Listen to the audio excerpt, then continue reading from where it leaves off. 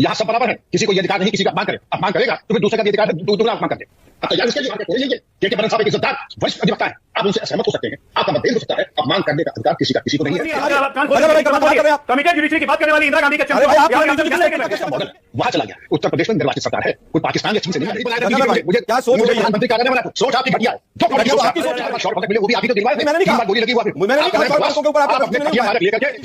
कांग्रेस रतौदी हो या आपको बायोटोपिया हो, मैं कितनी बीमारी गिना दूं, आप अपना इलाज करा इस देश में लॉ सबके लिए बराबर है except for one family and one party. वो लॉ से भी ऊपर कह सकते हैं आलोक जी, तो बाकियों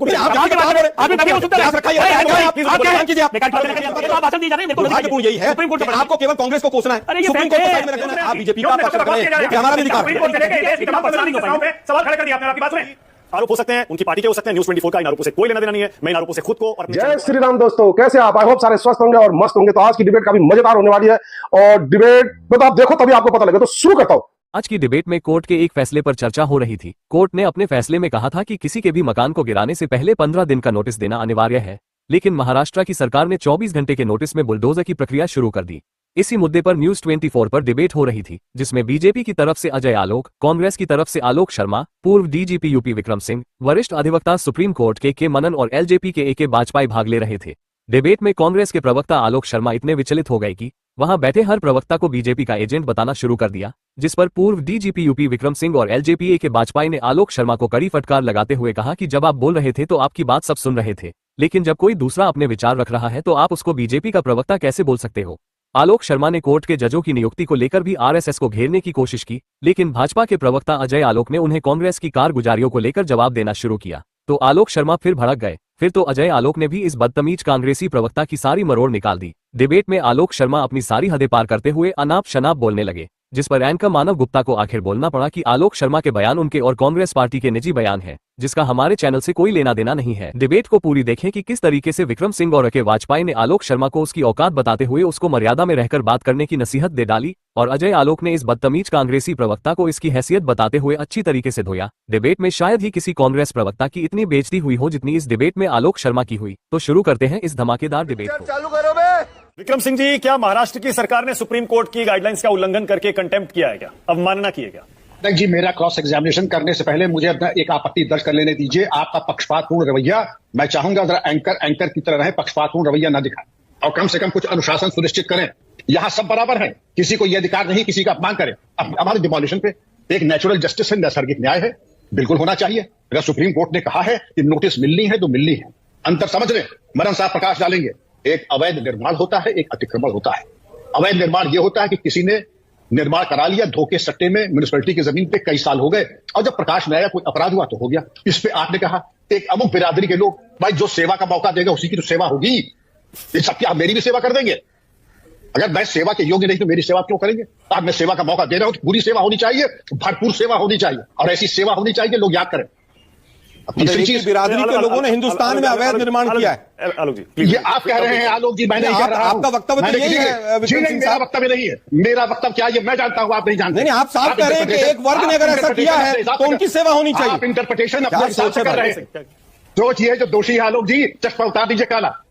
काला चश्मा आप जैसे लोगों को लगा हुआ है साहब, मेरे ऊपर नहीं लगा हुआ है, जो एक ही वर्ग को दोषी ठहरा रहे हैं यहाँ पर। आप पूर्व डीजीपी हैं, क्या मतलब उत्तर प्रदेश में केवल या किसी राज्य में एक ही वर्ग ने जो है अवैध निर्माण किए, बाकी ने सबने नहीं किए? अरे आपने आज नहीं बनाया था डीजीपी। मुझे क्या सोच हो रही है? प्रधानमंत्री कार्यालय बनाया तो सोच आपकी घटिया है। जो घटिया तो आपकी सोच दिख रही है। विक्रम सिंह जी, सोच तो आपकी घटिया दिख रही है। मैं तो आपसे तर्कसंगत बात कर रहा हूं, आप अपशब्दों का इस्तेमाल कर रहे हैं क्योंकि आपकी दुखती नस पकड़ ली मैंने। गोल्ड मेडलिस्ट है आप कुतर्क में और अभद्र संयत बात करते हैं। गोल्ड मेडलिस्ट है। पूछ रहा हूं आप जो एक वर्ग है उसने ऐसा किया है, क्या हिंदुस्तान में एक ही वर्ग है जिसने इस तरह का काम किया है? एक सेकंड हो जाए भाई, अभी ये समझ रहे हैं। प्लीज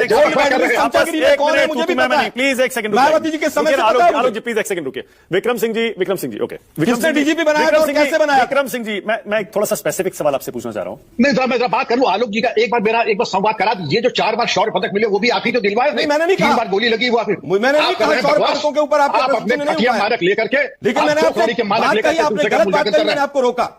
आपने कहा कि एक ही वर्ग है जो ऐसा करता। दुर्भाग्यपूर्ण है जो दोषी। वाह वाह, चश्मा, अच्छा चश्मा लगा लिया मैंने कहा। चश्मा तो आपने लगा रखा है और आपके चश्मे बदलते रहते हैं, ब्यूरोक्रेसी का हमारे नहीं बदलते हैं। पिछले 20 साल से आपके चश्मे कांग्रेस रतौधी हो या आपको बायोटोपिया हो, मैं कितनी बीमारी गिना दूं, आप अपना इलाज करा जरा, मेरा परामर्श इलाज अपना करेंगे। अरे कहां एक मिनट विक्रम सिंह जी, मैं स्पेसिफिक आपसे ये पूछना चाह रहा था, रुके ना, ये तू मैं कोई फायदा नहीं है। मैं ये पूछ रहा था, मैंने शुरू की है, आप जो मुझे शुरू करेंगे सवाया करके लौटाऊंगा जरूर, गलत करके मैंने लौटा दिया, दर्शक समझ गए मैंने क्या कहा, करके लौटा दिया। अरे रुकिए ना आलोक जी प्लीज, कहिए तो डबल कर दो आलोक जी, एक सेकंड प्लीज। मुया मिट्टू बन रहे देखिए, औकात है नहीं कुछ करने की। विक्रम जी, अगर हम केवल लॉ की अगर बात करें, व्यक्तिगत ना हो, व्यक्तिगत होना तो उसका फोरम अलग है, मैं उसको भी स्वीकार करता हूं, उसको स्वीकार कर, लेकिन हमें मालूम है ऐसा कोई माई का लाल यहां है नहीं जो कि स्वीकार करेगा, तो हम आगे आते हैं। अब आपने जो कहा है, सुप्रीम कोर्ट की गाइडलाइंस बिल्कुल स्पष्ट है, अक्षर से पालन होना चाहिए, नहीं हुआ है तो कंटेम्प्ट का केस बनता है, उसको बना करके कार्रवाई की जाए। ठीक, अब अगर कोई अधिकारी दोषी है उसके खिलाफ भी कार्रवाई की जाए। अधिकारीगण अगर चाहे फिर भी दंडात्मक कार्रवाई करने चाहें तो हजार विकल्प हैं अधिकारी के पास, कानून के परिधि में रहते हुए ऐसी कार्रवाई करें जो कि एक नजीर बन जाए, ठीक है ना।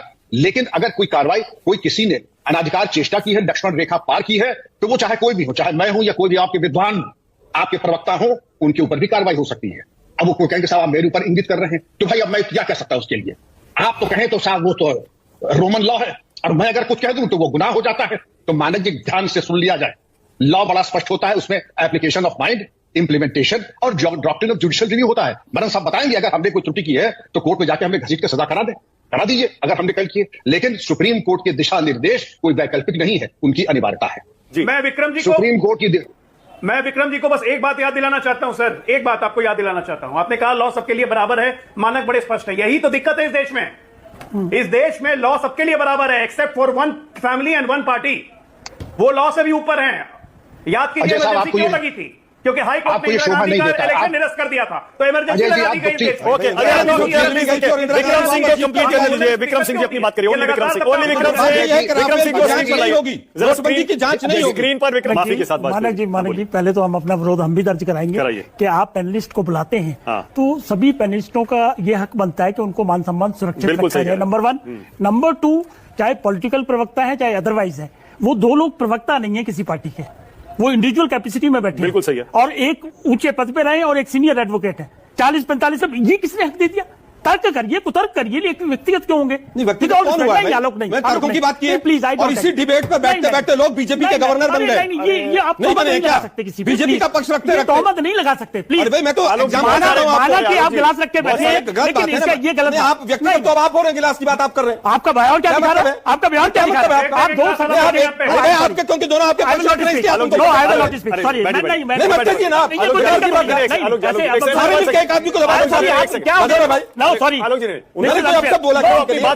मैंने किसी के लिए अपशब्द बोला क्या?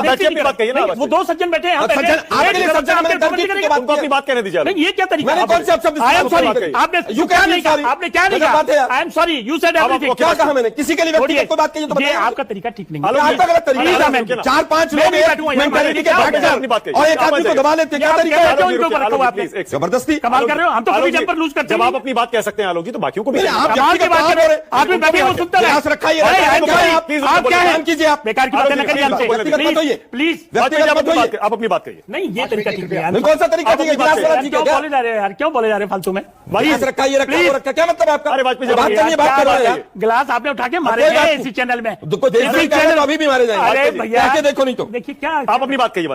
तरीका नहीं, ये पर्सनल मत करिए ना, आप भी मुद्दे पे आइए, अपनी बात करिए। मेरे को जो फील 4-5 लोग बैठ के और पूरा बीजेपी का मोदीनामा पढ़ना शुरू कर दिया। कॉलोनी सारी सरकारी लैंड पे बनी।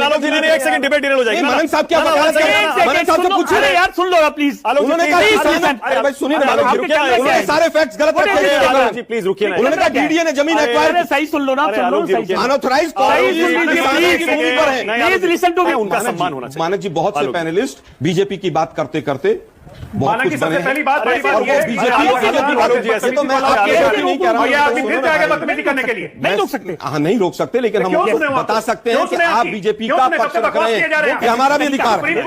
देश की तमाम संवैधानिक संस्थाओं पे सवाल खड़े कर दिया आपने, और आपकी बात सुने। ओके, नहीं बिल्कुल ठीक है, इससे बोलिए, आपकी बारी बोलिए। मानक जहर बुझी हुई जब मानसिकता हो ना, तो ऐसे ही वचन निकलते हैं। सुप्रीम कोर्ट फटकार इनको लगा रहा है, सुप्रीम कोर्ट इनको कटघरे में खड़ा कर रहा है और जहर बुझी हुई मानसिकता हमारी गजब है भाई, कमाल कर रहे हैं आप। कमिटेड जुडिशरी की बात करने वाली इंदिरा गांधी के अरे भाई आप का कैसे बचाव करेंगे? सुप्रीम कोर्ट के जज को प्रेसिडेंट करके हाई कोर्ट के जजों में बंडलों के ढेर लगे, बोला कैसे बचाव करेंगे? समझ ही नहीं आएगा कौन राज्यसभा भेजने वाले जजेस को राज्यसभा से अरे छोड़ो ना, किस किस को राज्यसभा भेजा? राम मंदिर वाले और नोटबंदी वाले सब राज्यसभा चले गए। आप पे कंटेंट होगा अभी, करवाइए ना कंटेंट, मैं तो कह रहा हूं आज ही करवाइए, आप करवाइए, आज ही करवाइए। अंतरात्मा की बात आई, मैं कह रहा हूं कि बहुत से जजमेंट्स में अंतरात्मा की बात नहीं सुनेंगे, अंतरात्मा मरी है, मैं कह रहा हूं कि अंतरात्मा मरी है। कांग्रेस पार्टी हमें दोबारा करवाइए मेरा उड़ा दी थी आप, और आप ज्ञान दे रहे हैं यहाँ पे बैठ के सुप्रीम कोर्ट जुडिशरी को पूरी तरह से आप कंट्रोल करना चाहते हैं। बसाने की बात क्या जुडिशरी का अगेंस्ट बोले आप? शुरू में 10 मिनट तक सुनते रहे सब लोग यहाँ पर बैठकर, आजादी के बाद से ही शुरू करवाई हुई है। डील हो गया, सारे इलीगल को बसाने का ठेका तो कांग्रेस पार्टी नहीं ले रखा है। सुप्रीम कोर्ट लताड़ लगा रही है इनको थोड़ा सा। मनन साहब आपका जवाब, उसके बाद डिबेट में आगे जाओ। हद हो गई है, मनन साहब बोलिए, मनन साहब प्रवक्ता बैठ के सुप्रीम कोर्ट को कटघरे में खड़ा कर रहे हैं। ओके, एक सेकंड आलोक जी प्लीज, मनन साहब बोलिए, आपकी बारी। अरे सुप्रीम कोर्ट को तो आपने कटघरे में खड़ा किया, सुप्रीम कोर्ट की अस्मिता पर आपने प्रश्न चिन्ह उठाए, उनके इंटीग्रिटी पे आपने प्रश्न चिन्ह उठाए, सुप्रीम कोर्ट को आरएसएस का कहा आपने। मैंने हाई कोर्ट के तमाम जजों के बैकग्राउंड को कहा और मैं अपनी बात पर कायम हूं, मैं अपनी बात से नहीं मुकर रहा हूं और आपके जो लीगल होता हो कर लेना मेरे अगेंस्ट, पूरा तंत्र मेरे अगेंस्ट जो। आलोक जी एक सेकंड, आलोक जी मैं फिर से कह रहा हूं, एक मिनट सरकार बचाती है बीजेपी से। One second Alok Sharma ji please, Delhi fire service Congress के प्रवक्ता आलोक शर्मा न्यूज 24 पर supreme court, high court, judiciary, जजों जो भी उनके खिलाफ आरोप लगा रहे हैं वो उनके निजी आरोप हो सकते हैं, उनकी पार्टी के हो सकते हैं। न्यूज 24 का इन आरोपों से कोई लेना देना नहीं है। मैं इन आरोपोों से खुद को और अपने चैनल को कि आपको डिबेट पसंद आई होगी। डिबेट पसंद आए तो लाइक कीजिए, शेयर कीजिए और चैनल पे नहीं तो सब्सक्राइब कीजिए। मिलते हैं फिर किसी नई डिबेट के साथ, तब तक जय श्री राम।